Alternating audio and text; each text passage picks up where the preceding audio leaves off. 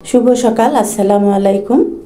এই তো একটা মিক্সিং বলের মধ্যে এক কাপ 2 কাপ ময়দা দিয়ে দিলাম, সাথে দিয়ে দিচ্ছি পরিমাণ মতো লবণ, মানে 2 কাপ ময়দার জন্য হাফ চা চামচ লবণ নিয়েছি, আর দিয়ে দিচ্ছি 1 চা চামচ চিনি। এর সাথে দিয়ে দিচ্ছি টক দইটা দিব আমি এখানে টেবিল চামচ দিয়ে 2-3 টেবিল চামচ, সাথে দিয়ে দিচ্ছি 1 চা চামচ ইস্ট। এটা ইনস্ট্যান্ট ইস্ট, খুব তাড়াতাড়ি এটা আটাটা ফুলে তুলবে। তো এরপরে এই যে সেই 4-5 চামচ টক দই দিয়ে আমি এটা সুন্দর করে একটা ডো তৈরি করে নেব। এই তো দেখতেই পাচ্ছেন, খুব নরমও না খুব শক্তটা, একটা শক্তও না, একটা ডো তৈরি করে নিয়ে আমি বেশ কিছুক্ষণের জন্য এটা ঢেকে রেখে দিব। আর উপরে একটু তেল মেখে দিব, এতে করে খুব সফটও হবে। এরপরে এটা ঢাকা দিয়ে রেখে দিব, চলে যাব। এই তো এখানে নিয়ে নিয়েছি আমি 500 গ্রাম বিফ। 500 গ্রাম বিফের সাথে দিয়ে দিলাম লম্বা লম্বা করে একটু কিমা করে কাটা, আর দিয়ে দিলাম 1 কাপ পরিমাণে টক দই।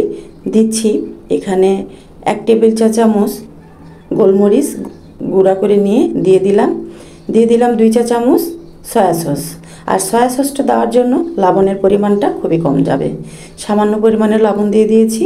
জিরার গুঁড়া দিয়ে দিলাম হাফ চা চামচ, লাল মরিচের গুঁড়া দিয়ে দিয়েছি 1 চা চামচ, হলুদের গুঁড়া সামান্য পরিমাণের, আর দিয়ে দিলাম ধনিয়ার গুঁড়া হাফ চা চামচ। সব সহকারে এখন মেখে নেব, ম্যারিনেট করে রেখে দিব। দিয়ে দিচ্ছি 1 ফালি লেবুর রস, এতে করে বিফটা খুব সফট হয়ে আসবে। আর এই যে ফুলে উঠেছে, দেখেছেন বিফটা আমাদের রেডি করতে করতেই কিন্তু সেই আটার খামিরটা ফুলে গেছে। আর এই তো একটা প্যানে দিয়ে দিলাম 1 টেবিল চা চামচ মতো সাদা তেল। এরপরে গরম হয়ে আসলে বিফটা ঢেলে দিয়ে, একটু পানি দিব না, অনেক পানি বের হবে, ধিমে আঁচে এটাকে আমরা সিদ্ধ করে নেব। যেহেতু এর বিফ, তো একটু সময় তো লাগবেই, তো আবারও একটু নেড়ে চেড়ে দিলাম যাতে নিচে না পুড়ে যায়। আর এটা ফুলে গেছে আটাটা, আবার একটু ভালো করে ময়ান দিয়ে মানে মেখে চুকে আবার খুব সুন্দর একটা নরম সফট ডো হয়ে গেছে, রেখে দিব। আসসালামু আলাইকুম viewers, welcome to my channel আম্মুর সারাবেলা থেকে। আমি রুনা ইসলাম প্রতিদিনের মতো আজকেও চলে এসেছি। যেহেতু আজকে জুম্মাবার, সকাল সকাল একটা রেসিপি নিয়ে এসেছি, আশা করছি ভালো লাগবে। আর সকালে পছন্দের রেসিপি পছন্দের মানুষজনকে খাওয়াতে খুব ভালো লাগে বলেন। তো পেঁয়াজ নিয়ে নিয়েছি আমি এখানে এক বাটি, তারপরে নিয়ে দিলাম একটু পাতাকপি 1 মুঠা চিপে ভালো করে নিয়ে নিয়েছি, কাঁচামরিচ দিয়ে দিয়েছি, রসুন কুচি নিয়ে নিয়েছি 2-3টা বড় সাইজের রসুনের কোয়া। এরপরে পরিমাণ মতো সামান্য পরিমাণ লবণ, মরিচের গুঁড়া অ্যাড করে দিলাম, একটু হলুদের গুঁড়া জাস্ট কালারের জন্য, আর দিয়ে দিচ্ছি একটু গরম মশলার গুঁড়া। এরপরে জিরা হাফ চামচের অর্ধেক চামচ, ধনিয়া হাফ চামচের অর্ধেক চামচ, এইভাবে। আর গরম মশলার গুঁড়া তো আগেই বলেছি, ওটাও হাফ চা চামচের অর্ধেক চামচ। সব কিছু একসাথে মিলিয়ে এবার এটাও সুন্দর করে মেখে নেব। এই তো ভালো করে হাত দিয়ে একবারে সফট করে মেখে নিতে হবে। আর এই রান্নাটা যে এত পছন্দের আমার ফ্যামিলির সকলের, বা যারা যারা এই রান্নাটা আমার হাতে খেয়েছে তারা আবারও এই রান্নাটার প্রশংসা করে, আসলে অনেক মজাও লাগে। তো দিয়ে দিচ্ছি এখানে 2 টেবিল চা চামচের মতো পরিমাণ মতো টমেটো সস। এটা সম্পূর্ণ ভালো করে একসাথে মেখে এত সুন্দর একটা ঘ্রাণ বের হয়েছে, মনে হচ্ছে খালি খাওয়া যাবে।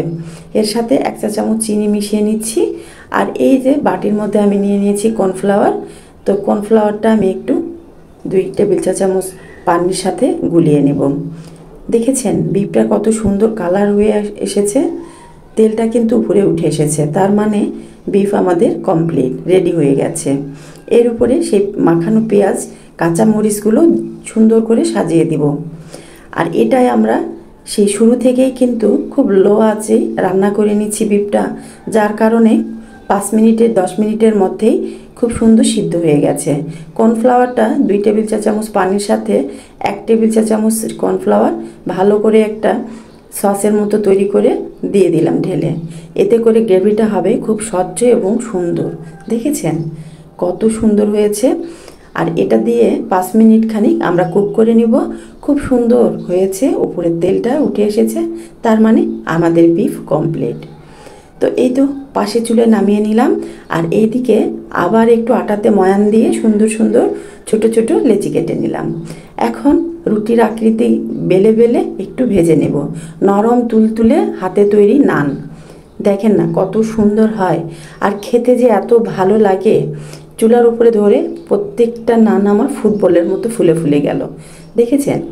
অনেক সফট হয়েছে, অনেক সফট। আর এই নান যদি আপনারা তৈরি করে 2-3 দিনও রেখে দিতে চান একটা এয়ারটাইট বক্সে, খাওয়ার আগে একটু গরম করে নেবেন, এমনই থাকবে। এই তো এবার পরিবেশনের পালা, নিয়ে আসলাম সার্ভিং প্লেটে, দিয়ে দিলাম 1 চা চামচ, মানে 1 চামচ করে সেই বিফ আমার চিলি, আর একটা করে নান, আর 2 পিস করে শসা। ওয়াও, কেমন লেগেছে রেসিপিটা? ভালো লাগলে লাইক কমেন্ট শেয়ার করে পাশেই থাকবেন। শুভ সকাল, জুম্মা মোবারক, আসসালামু আলাইকুম।